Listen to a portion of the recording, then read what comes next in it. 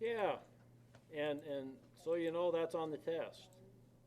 I just remember looking at the one of the questions, and consequentialism's on the test. I know that for sure. Formalism's probably on there too. Now that one I don't remember, but I just remember glancing at the consequentialism and seeing that. So concerned with the moral consequences of our actions, or more concerned with the end result is kind of what we would say there, right?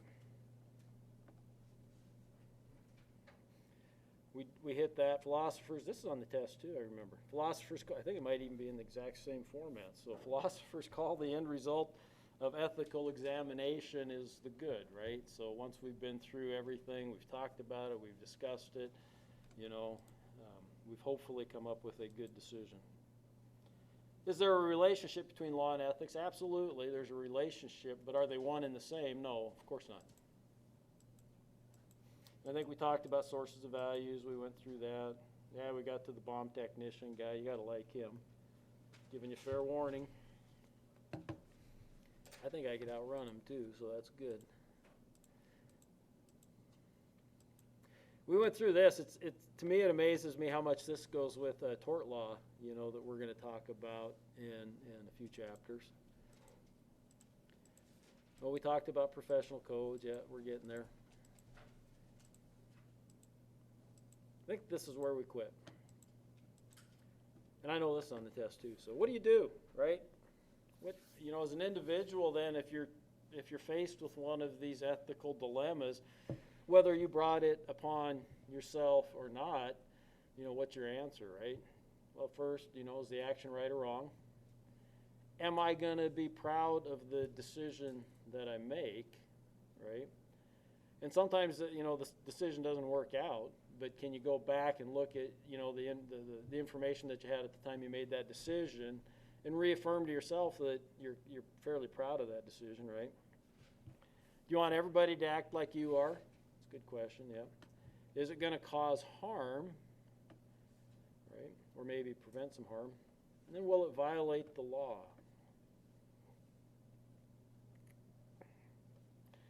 My answer to that one, though, is nuanced. I always say, I was a ski patroller, right? And if somebody got hurt really bad out ski hill and they need to get to town, and we're not even supposed to do this as a part of our ski patrol, but would I bundle them, especially if it's a friend or relative, would I bundle them in my car and take off massively exceeding the speed limit to try to get them some help? Absolutely. I wouldn't even think about that for a second, I mean, to me, that'd be just the right thing to do, even though it'd certainly be violating the law, speeding, because I'd be going 100 miles an hour in a 50 mile an hour zone, right? So, those are the things that, there are types of dilemmas that do come up. Some of those, I mean, to me, that one seems pretty easy, and a lot of these, the dilemmas you end up getting faced with aren't so easy. So, what happens, emphasis on profit. We, in our society, and part of the problem, I love the fact that we've got an SEC, Securities and Exchange Commission, and they require companies to put out quarterly financial statements. So you and I, if we want to study a company and take a look at it, we get up to date. I mean, relatively, really up to date information about how that company's doing on a quarterly basis. And it's wonderful, but it also puts a lot of pressure, right, then on those companies to perform each and every quarter after quarter after quarter, and sometimes that pressure gets to be maybe a little too much, and sometimes they take some shortcuts, or they cook the books, do some things like that become a little bit of a problem. Effect of the group. So you get a good board of directors, or a bunch of people working, the Reddit, you get a Reddit group there, right? And I'm not saying what they did was ethically wrong or anything, but you could see where it could be. A group could come up with some things, and as long as they're all doing it, hey, we're all doing it together, so no one person is really responsible. It's really not that big of a deal, right? Control of resources by non-owners. You and I and anybody, we can all own Apple, right? We can all own Facebook or Google, Microsoft. Okay, we can all own shares of those, and in large part, the people that work there, have very small interests in it. okay, compared to the vast majority of people that are out here, you know, that's in our retirement funds, it's in lots of things, right? And so technically a lot of those resources are controlled by non-owners or maybe small owners. You know, Tim Cook owns a lot of Apple stock, don't get me wrong, and so he's got a very vested interest in it. But there's also a whole lot of people outside the organization that probably have bigger shares, total bigger shares than he does. The biggest shareholder, I think, in Apple right now might be Berkshire Hathaway. That's kind of interesting. I don't know that for a fact, but he's one of the biggest shareholders. So.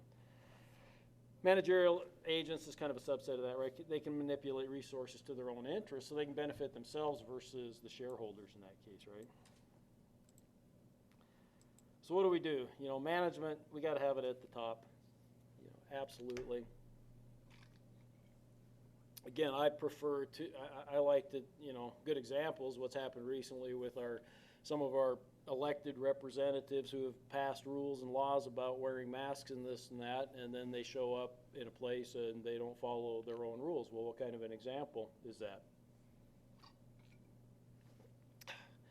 Thank God I can take my mask off occasionally and have a drink of coffee.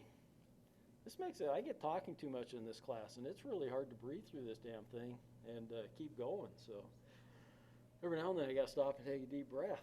Okay, we got to have openness in communications, right? And consideration of stakeholders and not just shareholders. And we're going to talk a little bit about stakeholder versus shareholder types of interests. I like this statement, though. This is by a CEO of a company who I hold in fairly high regard. It takes 20 minutes to build a reputation and 5 minutes. And how true is that? You know, 5 minutes, you can just trash your reputation. You make one wrong decision. It says if you think about that, you'll do things differently. The CEO there was Warren Buffett. He's the CEO of Berkshire Hathaway. This is on the test, by the way, too. I know I remember seeing this one, too. So give you guys a little heads up. Okay.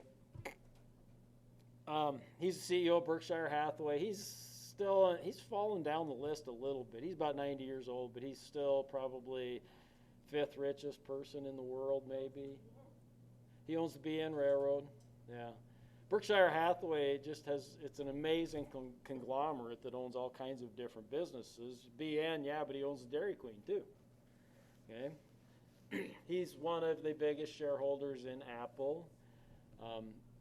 Until recently, he was one of the bigger shareholders in Wells Fargo. I think he's been cutting his position in Wells Fargo a little bit because of some of the stuff that's been going on there.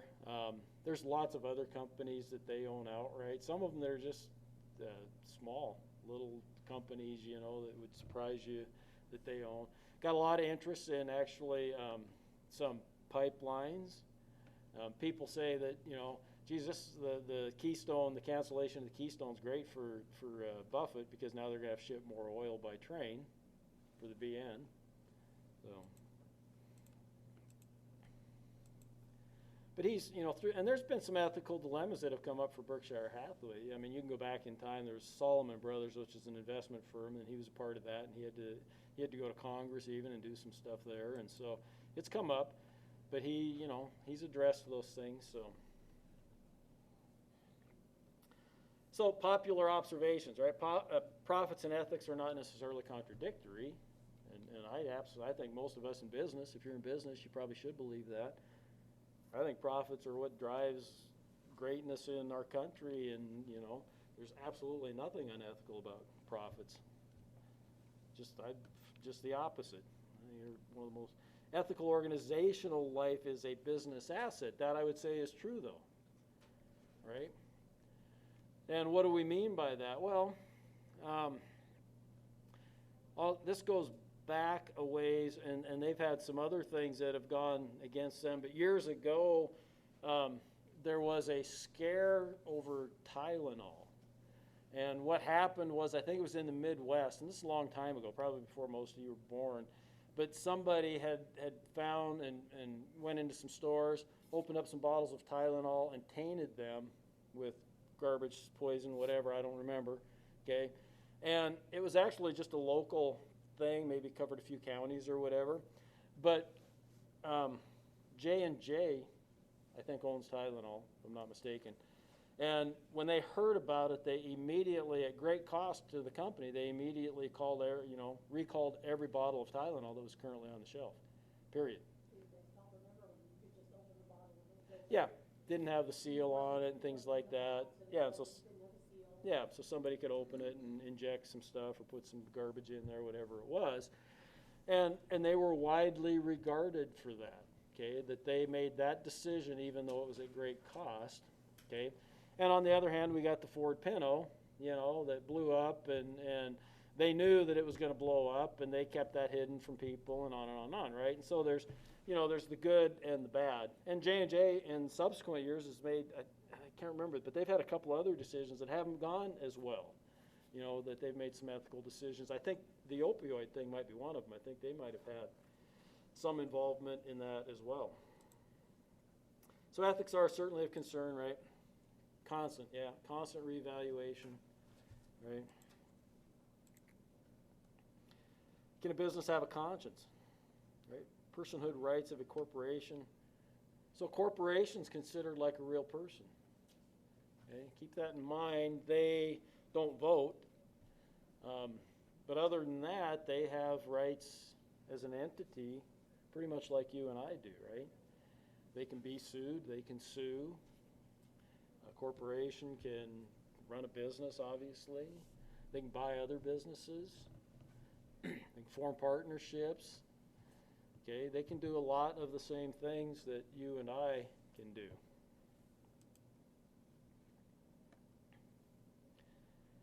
Here's one that's a little bit of consequence. Laws that force individuals to violate religious values can be problematic and obviously creating some concern, right?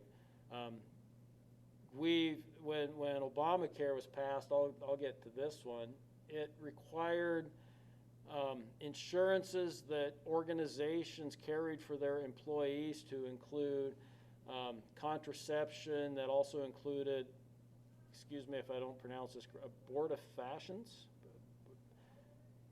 abortion drugs that you know, morning after drugs, I think. And so they were required to carry that. And there's been a case, and I think it might still be ongoing, although executive orders that Trump signed got rid of it, but now with Biden, who knows, it may come back. There's the Little Sisters of the Poor, which is some nuns, okay? Then they have an organization, and the people that work for them, they give them health insurance. And as you might expect, they really object to carrying health insurance that provides morning after drugs for abortion. And so there was a pretty good fight between the government and that. And if I remember right, that case was on its way, and then Trump got elected, and Trump immediately got rid of that requirement. And I don't know if that requirement's going to come back or not. But that case was on its way, I think, to the Supreme Court, but then it became a moot point when it went away, and so I think the case went away, if I remember right. Okay, but you can think, I mean, that extends to private businesses as well. I mean, you've got Hobby Lobby is a widely known business that, you know, their owners have. It's a privately held business. It's a corporation, but it's privately held, not publicly held, and that the owners of that business are have very strong Christian values. And they may not want to, you know, do something. Maybe the same things as the Little Sisters of the Poor, right? So you get some things like that. I throw out there the Masterpiece Cake Shop Bakery, which was forced or were sued because they didn't want to bake a cake for a gay wedding, and that case went all the way to the Supreme Court. And I think it went all the way to the Supreme Court. And I think the Supreme Court ruled in favor of the gay couple, if I remember right. I got to go back and research that one now and see. Stakeholder theory versus shareholder theory. Shareholders own the company. Again, you and I, you know, I can make you a list of all the companies that I have some shares in, but more importantly, through my retirement and other things, you know, we own mutual funds and different things like that just have all kinds of companies. You know, I own interest in stock that I have no idea what the companies even are. Okay, because retirement plans have mutual funds or ETFs, those types of things that might own just multitudes of companies, right? And so I'm concerned about that. I want the companies to do well. Stakeholder theory says we have to be concerned about more than just our shareholders.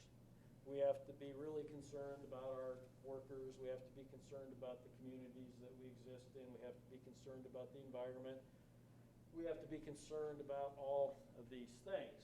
And it's interesting. My favorite economist is Milton Friedman.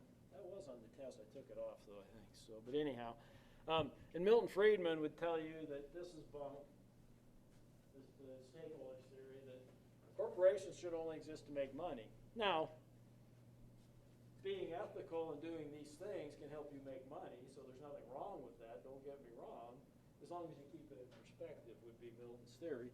And he would also say that a lot of things like pollution control and those things should come from the government. There should be rules and regulations, and corporations need to abide by those. But they shouldn't necessarily, get beyond this. Their primary responsibility is to the shareholders, right? Their primary responsibility is just to make money. That was Milton. Stakeholder theory goes kind of the opposite direction and says we have to spend more time doing other things. Take your pick. Again, we go back 2 slides. Profits and ethics are not contradictory. Right. That's that. Right. Yeah, Walmart, good, bad, or indifferent, they've created lots of jobs for people, and they've provided cheaper goods for people, probably done as much for poor people in the U.S. as the government has, right, in terms of keeping prices down and doing those types of things. But you could argue about, they're anti-union, obviously. They've done some other things that, might not be what people would like, so. ESGs, remember? What's that stand for? It's on the test. Environmental, social, governance, right? You can buy mutual funds that invest only in ESG companies, those companies that are environmentally, socially, proper governance. So you can buy mutual funds in those if you prefer. You could do a search, and there's hundreds of them, I bet you.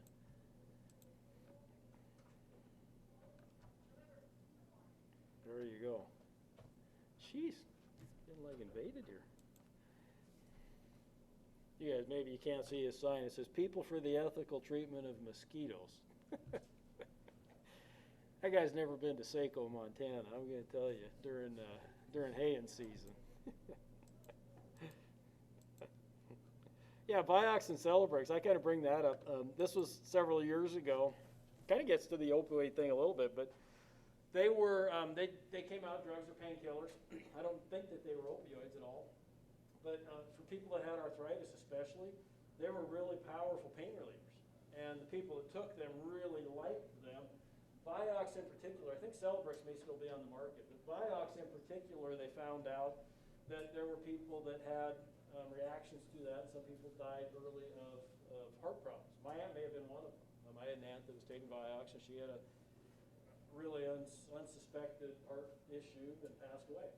That's been quite a while ago, and so she may have been one of them. But while all that was going on, there were dozens of people that went to Congress and said, my daily life, Vioxx is so important in my daily life. It absolutely relieves my pain and it allows me to live in a normal fashion.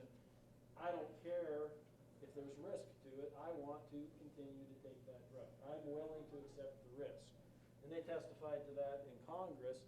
And ultimately, I think the FDA still required that they pull Vioxx. Celebrex had a little less risk involved, and I think Celebrex may still be available. I don't quote me on that, but I think it might be. Is it? Yeah. Yeah. Mom's drug list includes Okay. Good. I don't think it was as powerful maybe as Vioxx though either, so maybe didn't provide the same.